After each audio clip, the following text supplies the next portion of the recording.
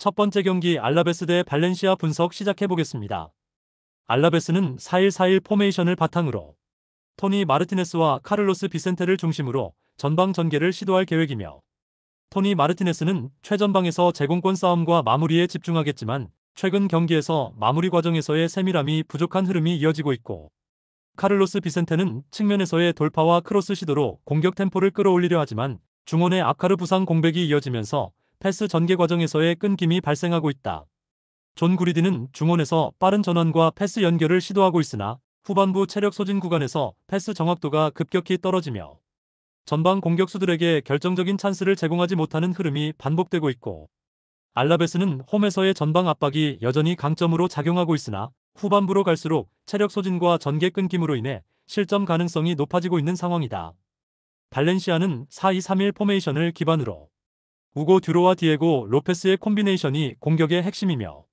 우고 듀로는 최전방에서 제공권 장악과 마무리에 집중할 예정이며, 디에고 로페스는 측면에서의 빠른 돌파와 대각선 크로스를 통해 공격 전개를 주도할 계획이며,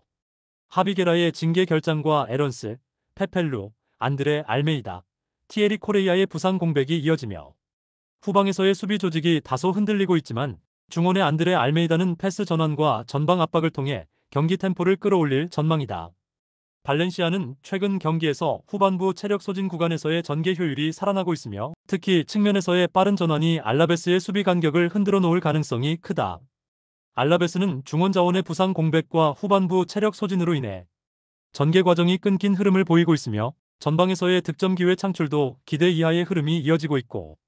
반면 발렌시아는 전방 압박과 빠른 전환을 통해 상대 수비 조직을 무너뜨릴 가능성이 높으며, 특히 후반부 체력 소진 구간에서 더욱 강력한 압박을 통해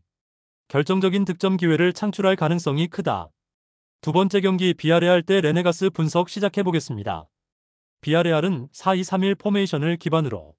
아요세 페레즈와 페페를 중심으로 전방 전개를 시도할 계획이다. 아요세 페레즈는 최전방에서 제공권 장악과 마무리에 집중하겠지만 최근 경기에서 결정적인 찬스를 놓치는 장면이 반복되고 있고, 페페는 측면에서 빠른 돌파와 대각선 크로스를 통해 공격 기회를 창출할 예정이지만 중원의 알렉스 바에나가 패스 전환 과정에서 상대 압박에 밀려 전개가 끊기는 흐름이 이어지고 있고,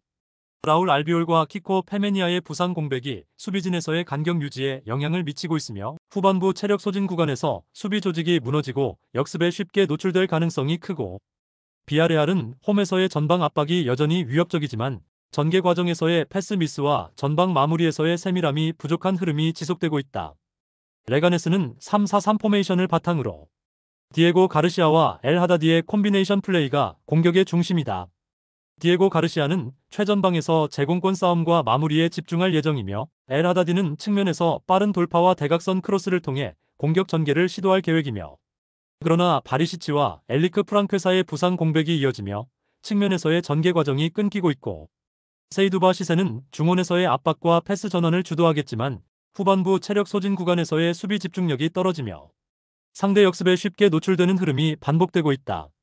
레가네스는 원정 경기에서의 전개 속도가 둔화되고 후반부 체력 소진 구간에서 실점 위험이 커지고 있는 흐름이다.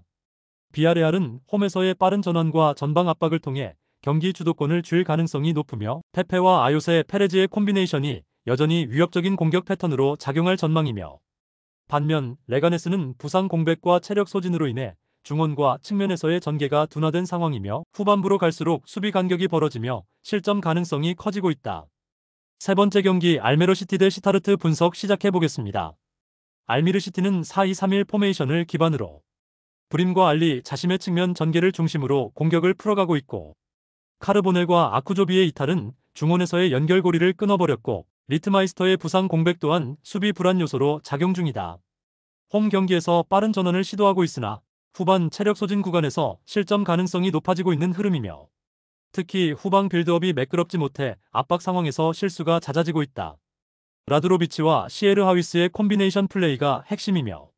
최근 원정 경기에서도 전방 압박을 통한 빠른 전개가 돋보이며 바이람과 아데오예가 중원에서 안정적인 운영을 펼치고 있고,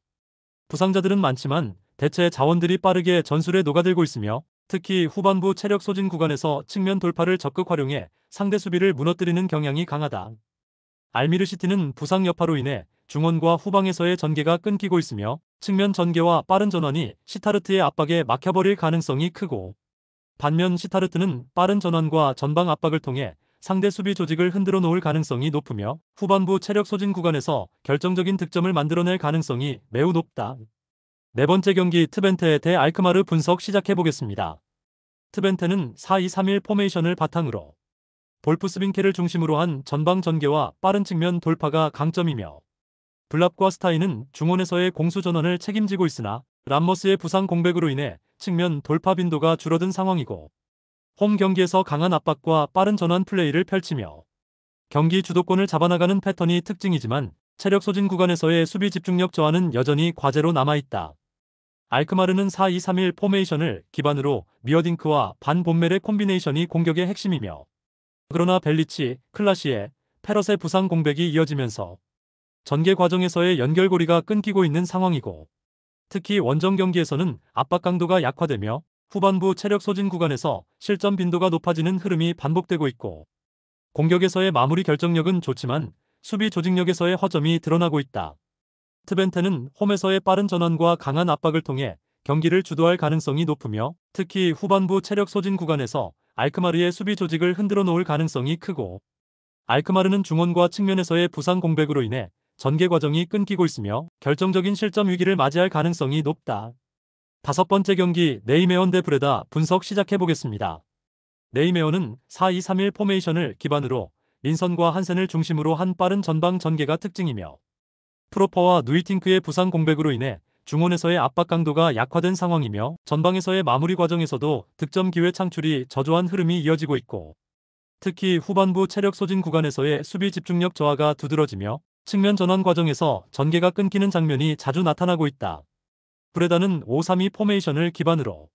오마르손과 사우어의 콤비네이션 플레이를 중심으로 전방 전개를 시도하고 있고, 페르슬라위스와 루카센의 부상 공백이 이어지면서 수비 조직이 흔들리고 있으며 전개 과정에서의 연결고리가 끊기면서 역습 전개가 원활하지 않은 흐름이며,